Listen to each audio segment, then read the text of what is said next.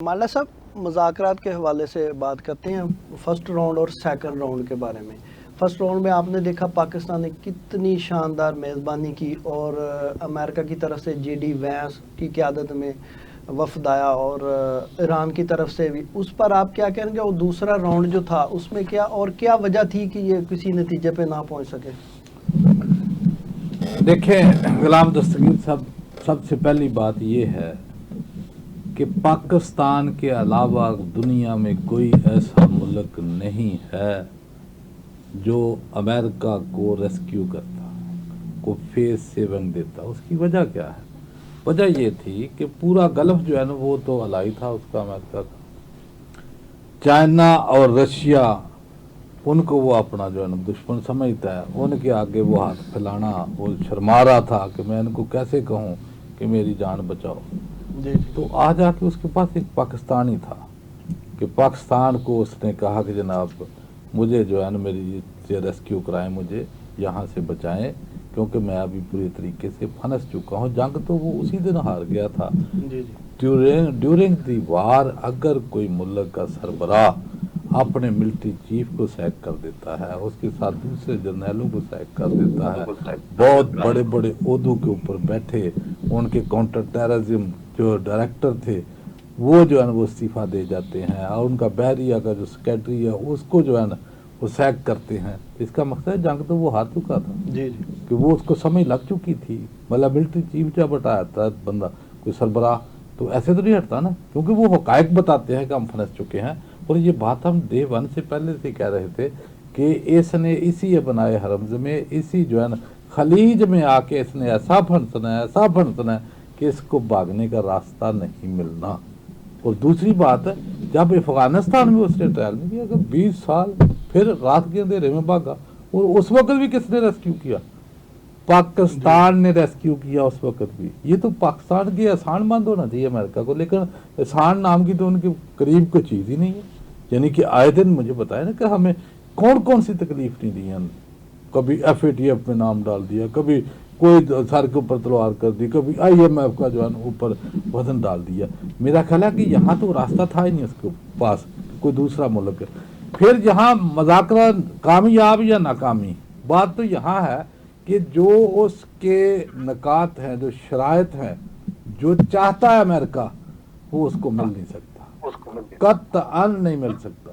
یہ ڈے 1 سے ہم نے کہا کہ آپ کو بیک فٹ کے اوپر جانا ہے، کیونکہ آپ کی ڈیمانڈ کیا ہے کہ وہ میزائل نہ بنائے. اپنا ملکی دفاعی نظام اس کو مفلوج کیسے کر سکتا ہے کوئی ملک؟ کہ ایک طرف اسرائیل کو تو کوئی پوچھے نا، وہ اتنے لانگ رینج میزائل بھی بنا دے، اس کے پاس تمام طاقتیں ہوں، اس کے پاس ایٹمی طاقت بھی ہو، اس کو کوئی پوچھنے والا نہ ہو، امریکہ کو کوئی پوچھنے والا نہ ہو، اور ایران اس کو کہیں بھئی آپ میزائل بھی نہ بنائیں، آپ جو ہے اپنا دفاعی نظام جو ہے نا وہ اس کو جو ہے نا بالکل سسپینڈ کر دیں. آپ جو ہے نا وہ یورینیم جو ہے، پھر جہاں جو اس کو شکست ہوئی کہ وہ یورینیم حاصل کرنے کے لیے جو اس نے آپریشن کیا، جس میں بتا رہے تھے کہ 100 پتہ نہیں کتنے طیارے جو ہے نا آپریشن میں اس نے لانچ کیے، اور وہ جو ان کا حشر نشر ہوا اور اس کے بعد جو ہے وہ پسپائی اس نے اختیار کی. میرا خیال ہے کہ جہاں تک وہ میزائل کی بات کرتے ہیں یا ایٹم بم کی بات کرتے ہیں تو خامنئی صاحب شہید جو تھے ان کا جو فتویٰ تھا کہ ہم ایٹم بم نہیں بنائیں گے، دوسری تو بات ہی نہیں تھی. یہ خواہ کے حملہ آور ہو جانا اور طاقت کے نشے میں، وہ طاقت جس میں انسانیت نہ ہو وہ درندگی ہوتی ہے، اور یہ درندوں سے کم نہیں ہے. کہ آپ نے جو غزہ میں ظلم دیکھا، جو بربریت دیکھی، پوری دنیا جو ہے وہ جاگت آئی. اور بالخصوص جس 58 ممالک جو کبھی کوئی پیس بورڈ میں گھس رہا ہے، کوئی جو ہے کہیں جا رہا ہے، کوئی اس کو اسلحے دے رہا ہے، یہ اسلحے اور یہ سارا مال و دولت اسی سے وہ اسلحہ خریدتے ہیں، وہی وہ غزہ پہ استعمال ہوتا ہے، وہی شام پہ ہوتا ہے، کبھی کویت میں ہوتا ہے، کبھی عراق پہ ہوتا ہے، کبھی جو ہے یہ یمن کے اوپر ہوتا ہے، کبھی ایران پہ ہوتا ہے، کبھی افغانستان پہ ہوتا ہے. تو میرا خیال ہے کہ ان کو بھی ہوش کے ناخن لینے چاہیے. تو میرا خیال ہے کہ وہ تو اس کو پسپائی اختیار کرنی ہے اپنے نکات سے، جب تک ان شرائط سے پیچھے نہیں ہٹتا. اور بالخصوص میرا خیال ہے کہ جہاں تک دفاعی سسٹم کی بات کرتا ہے تو اللہ تعالیٰ قرآن میں کیا فرماتا ہے؟ وَأَعِدُّوا لَهُم مَّا اسْتَطَعْتُم مِّن قُوَّةٍ مِّن رِّبَاطِ الْخَيْلِ تُرْهِبُونَ بِهِ عَدُوَّ اللَّهِ وَعَدُوَّكُمْ وَآخَرِينَ مِن دُونِهِمْ. اللہ پاک فرماتا ہے کہ اپنی استطاعت کے مطابق طاقت جو ہے نا وہ مہیا رکھو، میسر رکھو، گھوڑے باندھو تاکہ تمہاری ہیبت طاری ہو اللہ کے دشمنوں پہ اور تمہارے دشمنوں پہ اور ان دشمنوں پہ جو جن کو تم نہیں جانتے، میرا اللہ جانتا ہے. یہ حکم ہے، یہ مقدس فریضہ ہے کہ مسلمانوں کے اوپر کہ وہ اپنا دفاعی نظام اپنی استطاعت کے مطابق، میں نے کئی دفعہ پہلے بھی کہا کہ یہ پوری OIC 57-58 ممالک ایک دن بیٹھے یہ سورہ انفال کی اسی آیت کے اوپر جو ہے وہ ایک اجلاس طلب کر کے بیٹھ کے پوری دنیا کے آگے یہ رکھے کہ جناب ہمیں اس سے آپ مفلوج نہ کرائیں، یہ سینکشن ہم نہیں مانیں گے کیونکہ ہمیں اللہ کا حکم ماننے سے جنت ملنی ہے. کوئی ٹرمپ کے 15 نکات یا دوسرے نکات یہ مان کے تو نہیں ملنی. میرا کلیئرٹی ہونی چاہیے پوری دنیا کو کہ ہم جو مسلمان ہیں یہ ہمارے مقدس فریضے میں شامل ہے. اگر آپ چاہتے ہو، ہم بھی چاہتے ہیں کہ ایٹم بم نہ ہو تو پوری دنیا کے پاس نہ ہو جی. اپنا امریکہ بھی بیچ میں غرق کرے سمندر میں، دوسرے جو ملک ہیں وہ بھی غرق کرے، ایران کو بھی کہیں بھئی آپ خود تو جو دل میں آئے وہ بنا لو، اور ایران کو کیسے آپ پیچھے ہٹا سکتے ہو؟ پھر اس کا جو نقصان ہوا ابھی دیکھو نا، بندوق تو پھینکی نہیں، سرنڈر کیا اس نے کہ میں جناب ختم کر رہا ہوں آپریشن. دوسری طرف جو ہے نا وہ شکنجہ دوسرا اس کی پابندیوں کا ابنائے حرم کے اوپر جو ناکہ بندی ہے وہ اس نے برقرار رکھا ہے. پھر اس کے جو بیانات آتے ہیں تھرٹن میرا ایران نے بڑی کلیئرٹی کے ساتھ ان کے پریزیڈنٹ کا جو آیا اس نے بولا کہ بیانات جو ہے نا یہ اپنے بند کریں، یہ دھمکی امیز جو اس کا لہجہ ہے اس کو جو ہے نا ہم تسلیم نہیں کرتے. ہم مسلمان ہیں، اللہ پہ یقین ہے اور ہم اللہ کے آگے ہی جھکنے والے ہیں، کسی دنیاوی طاقت کے آگے نہیں. تو میرا خیال ہے کہ یہ چیزیں ان کو بھی سمجھ لگ گئی ہے، پوری دنیا کو سمجھ لگ گئی ہے.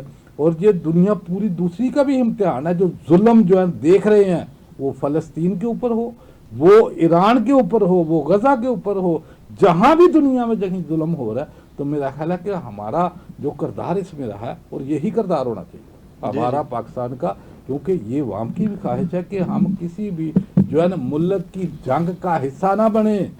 اگر کوئی مسلمانوں کے ساتھ ابھی یہ جو ہمارا معاہدہ ہوتا ہے سعودیہ ڈیفینس ایکٹ ہوتا ہے، تو ہم نے اس میں بھی کئی دفعہ بولا کہ اس ڈیفینس ایکٹ جو ہوا ہے ہمارا ایگریمنٹ، اس میں بھی دیکھیں کہ اگر باہمی مسلمان آپس میں لڑتے ہیں ممالک، ان کے آپس کے جھگڑے ہیں، تو میرا خیال ہے اس میں یہ ایکٹیویٹ نہ ہو.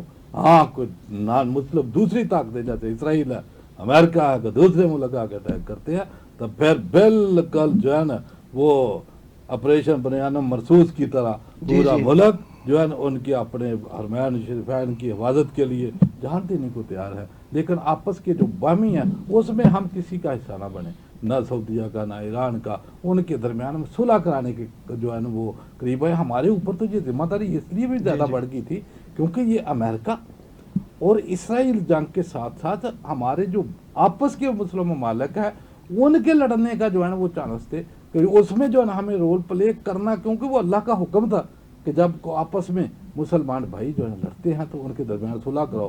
ہمارا صلح کا جو اس میں جو کردار تھا اس لیے بھی زیادہ تھا کہ دبئی ہو، قطر ہو، سعودیہ ہو، بحرین ہو یا ایران ہو، تاکہ کہیں آپس میں جو الجھاؤ پیدا نہ ہو جائے. میں آپ کی طرف آتا ہوں، سارا جو ہے دشمن اٹھا. زئی صاحب کی طرف جانا. زئی صاحب آپ کو نہیں لگتا کہ ڈونلڈ ٹرمپ جو ہیں وہ ڈپریشن کا شکار ہے؟ ڈے میں اور بیان ہوتا ہے ان کا، نائٹ میں اور ہوتا ہے. اور یہ بتائیں کہ جو ایران پر حملہ ہوا کسی غلط فہمی کی بنا پر، جیسے اس نے وینزویلا پر حملہ کیا، اس کے مائنڈ میں وہی تھا وینزویلا، ایسا ہی لگتا ہے آپ کو؟ جی بالکل. دیکھیے غلام ذکی صاحب، یہ تو بات تو کوئی شک و شبہ کی بات نہیں ہے کہ صدر ٹرمپ جو ہے وہ ذہنی طور پر مستحکم نہیں ہے. جی. اور امریکہ کے صدر ہونا ان کے لیے ایک بڑا چیلنج ابھی ثابت ہوا ہے. میرے خیال میں جو ان کا پہلا دور تھا اس میں وہ اتنے ایکسپوز نہیں ہوئے تھے، مگر اس بار وہ بیڈلی ایکسپوز ہو گئے ہیں. ایک ہی بات کو بار بار دہرانا، ایک ہی پریس کانفرنس میں 2 یا 3 موقع مختلف دینا، بار بار ایران کو جو ہے وہ اس کو الٹیمیٹم دینا، اس کو دھمکی دینا، سفارتی لینگویج جو ہے اس سے نابلد ہونا، یعنی کہ یہ بات تو بالکل اب پوری طرح یہاں ہے. صدر ٹرمپ نے یہاں پر بھی نہیں کیا. آپ کو یاد ہوگا کہ جب یوکرائن کے صدر آئے تھے اور وائٹ ہاؤس میں جب ان کے ساتھ انہوں نے بات چیت کی تھی تو کس طرح سے انہوں نے تذلیل کی تھی. یعنی میں آپ کو بتاؤں کہ میری کوئی صحافتی جو زندگی ہے، تجربہ، یہ پہلی دفعہ تھا کہ جناب کوئی امریکہ کا صدر کیا کوئی چھوٹے ملک کا کوئی صدر ہو, وزیر اعظم ہو, وہ اس طرح کی حرکت کرے ہو, تو یہ ایک بڑی حیران کن بات تھی, افسوسناک بات تھی. اس کے بعد جناب آپ یہ دیکھتے ہیں کہ پاکستان کے حوالے سے بھی پہلی جو ٹرم تھی انہوں نے جو بیانات دیے تھے وہ بھی کسی ڈھکے چھپے نہیں. جو ان کی ایک الیکشن کمپین تھی جو اس میں انہوں نے کہا تھا کہ جناب اسی لیے امریکن جو پبلک ہے انہوں نے ووٹ دیے تھے کہ جی میں جنگ سے دور رہوں گا اور فوکس کروں گا امریکن عوام کی زندگیوں میں آسانی ہو, امریکہ جو ہے وہ ترقی کرے, لیکن اس سے بالکل وہ ہٹ گئے. یہ بات جو آپ نے کہہ رہے ہیں یہ بات درست ہے کہ امریکہ جو ہے وہ اسرائیل کے کہنے پہ آیا. جی جی اسرائیلی جو وزیر نیتن یاہو نے جو ہے ان کو ہائی جیک کیا, وہ جو ایپسٹین فائلز ہیں یہ بات اب بالکل جو لوگ جانتے ہیں کہ ایپسٹین فائل کے حوالے سے نیتن یاہو کے پاس بہت سارا مٹیریل ہے, اور جو لابی ہے اسرائیلی لابی اس نے ٹرمپ کو دھمکی دی تھی جو انتہا پسند ہے کہ اگر اس نے ایران پر حملہ نہ کیا, اگر اس نے جو ہے ہمارے ساتھ تعاون نہ کیا تو اس کا جی صاحب میں آپ کی طرف آتا ہوں, خواجہ صاحب کی طرف جانا. خواجہ صاحب آپریشن بنیاد المرصوص کو آج 1 سال کمپلیٹ ہوئے, اس پر آپ کیا کہیں گے؟ اور آپ کو پتہ ہے پاکستان کا ایک اپنا آپریشن بھی غزب الحق چل رہا ہے, اس پر کیا کہیں گے؟ جی میں جو مارکہ حق جی جی 10 مئی 2025 کو جو ہم نے ہمارا ازلی دشمن ہے بھارت, جس نے روز اول سے پاکستان کے وجود کو دل سے تسلیم نہیں کیا, اس کو جو عبرتناک شکست دی ہے, وہ جس کی مثالیں پوری دنیا دے رہی ہے. ریاست پاکستان کے جو لوگ ہیں باسی ہیں وہ تو یہ دعویٰ کرتے ہیں, لیکن اس کی تصدیق جو ہے پورا عالمی میڈیا بھی کر رہا ہے کہ جس طرح دن کی روشنی میں ناکو چنے چبوائے گئے بھارت کو, جو جس پہ آپریشن کا نام بنیاد المرصوص جی جی کہ سیسا پلائی دیوار بن کر لڑو, جب اگر تم پر کوئی جنگ مسلط کر دے تو اس کے خلاف بنیاد المرصوص ہو جاؤ, سیسا پلائی دیوار کی طرح. تو ہم نے دیکھا کہ پوری قوم سیسا پلائی دیوار بنی, اور جو 65 اور 71 کی جنگ کی تو باتیں ہم نے سن رکھی تھیں, لیکن پچھلے برس ہم نے دیکھا جب فیلڈ مارشل سید عاصم منیر نے نماز فجر پڑھنے کے بعد آپریشن بنیاد المرصوص کا اعلان کیا, تو جتنے بھی ہمارے فوجی جرری جوان ہیں انہوں نے جب اٹیک شروع کیا تو ہم نے دیکھا کہ وہاں جو دیہات کے اندر جو لوگ قطار بنا کر پیچھے بیٹھے ہوئے تھے اور فوجی جوان نعرہ تکبیر بلند کرتے ہوئے بھارت کو اس پر میزائل فائر کر رہے تھے, اور جو 4 گھنٹے کا وقت ہے صبح فجر کی نماز کے بعد دن 10 بجے تک جو اٹیک کیا, جس کا اعتراف تھوڑے روز قبل جو ان کے وزیر خارجہ ہیں جے شنکر, جی جی انہوں نے کسی پوڈ کاسٹ میں کیا ہے کہ ہمیں یہ اندازہ ہی نہیں تھا کہ پاکستان کی افواج 3-4 روز وقفے کے بعد بری طرح اس طرح ریٹیلیٹ کریں گی, کہ اسی لیے ہم بکھلا گئے. یہ سارا اب اعتراف کر لیا انہوں نے, اور جہازوں کو نقصان پہنچنے کا پوری طرح تو نہیں بتایا انہوں نے کہ ہمارے کتنے جہاز جو ہیں وہ تباہ و برباد ہو گئے. انہوں نے یہی کہا کہ کچھ جیٹس کو نقصان بھی پہنچا ہے, جو میں سمجھتا ہوں ایک بہت بڑا اعتراف کیا انہوں نے. جو پورا سال بات دبا کر رکھی تھی جے شنکر نے, اس کا اعتراف حال ہی میں انہوں نے کر لیا ہے. تو اس جنگ میں جو ہماری جین زی ہے, جو ہمارے یہاں کچھ ایسے طبقات پیدا ہو گئے ہیں جو آئے روز جو ہماری مسلح افواج کو بلا وجہ ہدف تنقید بناتے رہتے ہیں, انہوں نے جب یہ دیکھا کہ جو ہم نے یہ اپنی افواج پر جو خرچ کرتے ہیں, اپنے دفاع کے اوپر جو خرچ کرتے ہیں, انہوں نے پنجابی جی کہندے نے کہ انہوں نے اندر مل پا دیتا. تو اس طرح سے شکست فاش دی آج بھی بھارت تل ملا رہا ہے بری طرح, ایک سانپ کی طرح مودی لوٹ رہا ہے, اور ان کی زبان کو اس روز سے تالے لگے ہوئے ہیں. اوپر سے آئے روز جو امریکن پریزیڈنٹ ہیں ڈونلڈ ٹرمپ, وہ طیاروں کی گنتی بڑھا کر ان کے زخموں پر نمک چھڑکتے رہتے ہیں. تو ان کی یہ حالت دیکھ کر پوری دنیا کے لوگ محظوظ بھی ہوتے ہیں. یہ تو ہوگی ایک مذاق میں بات. تو میں سنجیدہ بات یہ کرنے لگا ہوں کہ ہمیں ہر وقت یہ جو مارکہ حق ہم نے جیتا ہے یہ ہمیں درس یہ دیتا ہے، جیسے کہ ابھی مانڈلا صاحب فرما رہے تھے کہ قرآن کا حکم ہے کہ ہمیں ہر وقت اپنے گھوڑے تیار رکھو، تو وہ اپنی شکست کا بدلہ لینے کے لیے کسی وقت بھی جارحیت کر سکتا ہے، کیونکہ اس کی مکروہ سوچ کا ہمارے جو زعماء ہیں، حکمران ہیں، ان کو پوری طرح اندازہ ہے۔ تو اس لیے پاکستان نے آپ دیکھ رہے ہیں کہ 1 سال کے اندر کتنے میزائلوں کے کامیاب تجربے کیے ہیں، تو ہم بھی پوری طرح تیاری میں ہیں، اور جو دشمن جو ہے وہ لوٹ پوٹ ہو رہا ہے شکست کے باعث، تو ہمیں اپنے آپ کو ہمہ وقت دشمن کے لیے ایک طاقت بن کر تیار رکھنا ہے، اور قوم کے اندر جو ہمارے دانشور ہیں، علماء اکرام ہیں، پروفیسرز ہیں، سول سوسائٹی کے زعماء ہیں، اتحاد اور اتفاق سے قوم کو جوڑ کر رکھنا ہے کہ خدا نہ خواستہ اگر ہمارے اوپر دوبارہ کبھی جارحیت کرے تو ہم اسے پوری قوم ایک سیسا پلائی دیوار بن کر، جو قرآن کی آیت کا ایک ترجمہ ہے جسے بنیان المرصوص سیسا پلائی دیوار بن کر ہم اپنے دشمن کو منہ توڑ جواب دے سکیں۔ یہی اس کا پیغام ہے۔ اس پیغام کو عام کرنے کی ضرورت ہے۔ اپنے اندر حکمرانوں سے اختلافات ہوتے ہیں، لیکن جب کوئی دشمن آپ پر جنگ مسلط کر دے، میں یہ ایرانی قوم کا جو جس جذبے سے انہوں نے، جس حوصلے اور عزم کے ساتھ اور جس صبر کے ساتھ انہوں نے لڑائی لڑی ہے امریکہ جیسی سپر پاور کے خلاف، اس میں پاکستانی اقوام کے لیے بڑے اسباق ہیں۔ میں ایک بات اور کرتا چلوں آپ کے سامنے کہ قومیں، ملک اور جو افراد ہیں ان میں بڑا فرق ہے۔ جی ملک نے ہمیشہ رہنا ہے، نظریات نے بھی تا قیامت تک چلنا ہے۔ اس فکر نے جس طرح جو رہبر معظم تھے سید علی خامنہئی کو شہید کر دیا گیا، جو امریکہ اور اسرائیل کا خیال تھا کہ وہ ساری قوم کو جوڑے ہوئے ہیں، اگر ان کو ہم شہید کر دیتے ہیں تو یہ قوم تاش کے پتوں کی طرح بکھر جائے گی۔ لیکن ایرانیوں نے ہمیں ایک بہت بڑا سبق دیا ہے۔ وہ سبق یہ ہے کہ شخصیت پرستی کو اگر آپ اس کے پیچھے چلیں گے تو شخصیات نے تو دنیا سے چلے جانا ہے، نظریے، فکر اور پیغام نے اور ایمان نے اور دین نے ہمیشہ قائم و دائم رکھنا ہے۔ تو ہمارے لیے سبق یہ ہے کہ ہم بھی شخصیات پرستی سے نکلیں۔ آج جو حکمران ہیں کل نہیں ہوں گے، اس سے قبل جو حکمران تھے وہ قبروں میں جا چکے ہیں۔ تو افراد نے جانا ہے، ہمیں شخصیت پرستی سے نکلنا ہے اور ایک قوم بن کر جینا ہے، دنیا میں اپنے آپ کو منوانا ہے۔ جسی طرح ہم نے مارکہ حق جیتا اپنے سے 10 گنا بڑے دشمن کے خلاف پورے عزم اور حوصلے کے ساتھ، اسی طرح ہمیں اور بھی مارکے درپیش ہیں ملک کے اندر۔